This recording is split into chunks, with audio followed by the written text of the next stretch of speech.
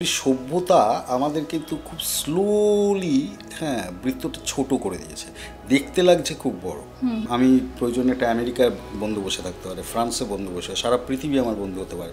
সভ্যতা এটা করেছে ঠিকই, কিন্তু সভ্যতা আমাদের তার সাথে কি করেছে, এগুলো সবাই টেক্সট ওরিয়েন্টেড বন্ধুত্ব হয়ে গেছে। বন্ধুত্বটাই যে বসে সামনে বসে একটা হইচই করা বন্ধুত্ব, একটা প্রাণের ফ্যাক্টর গড়ে ওঠা, সেইটা আস্তে আস্তে কমতে থেকেছে আমাদের। আগে আমরা একসাথে হাসতাম, এখন আমি একটা মোবাইলে কিছু রিলস দেখতে দেখতে খুব খুব করে হাসছি, আমার পাশে আরেকটা রিলস বা আরেকটা ছবি দেখতে দেখতে উনি হয়তো সিরিয়াস হয়ে দেখছেন। একই ঘরে তিনজন বসে রয়েছে, কেউ কারোর সাথে কথা বলছে না, সবাই নিজের সাথে রয়েছে। টেক্সচুয়াল এনকারেজ, টেক্সচুয়াল ভালোবাসা, টেক্সচুয়াল ভরসা দেওয়া বন্ধুত্ব, এগুলো টেক্সচুয়ালি শেষ হয়ে যায়।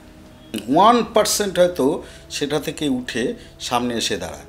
টেক্সচুয়াল ফ্রেন্ড, আমার বাড়িতে বিপদ হয়েছে রে, সে বলবে দাঁড়া তোর লোকাল ডাক্তারকে দেখ, অমুককে দেখ, তমুককে দেখ, সে ওইখানে টেক্সট করে আরও 10টা কথা বলবে। আর যার সাথে আবার মুখোমুখি কথা হয়, তার কাছে কোনোভাবে যদি আমি ফোনটা পৌঁছে দিতে পারি, সে বলবে দাঁড়া আমি এখনই আসছি। সে তো পাড়ার বন্ধু, ছুটে আসবে সে। টেক্সচুয়াল ফ্রেন্ড তো শ্যামবাজারে থাকে, সে প্রথম কথা শ্যামবাজার কেন, সে যদি আমার পাশের পাড়াতেও থাকে, আমার সাথে মুখোমুখি কোনো দিন কথা হয়নি, আমি ওইটুকুই দেখবো, হয়তো ভয়ের চোটে আমি উত্তরও হয়তো দেবো না, কেন আমাকে এই রাত্রে বেরোতে হবে। সেই দায়বদ্ধতাই আমার তৈরি হয়নি। এই টেক্সটের এই এক সমস্যা আছে, যার ফলে এই একাকিত্বটা বাড়ছে।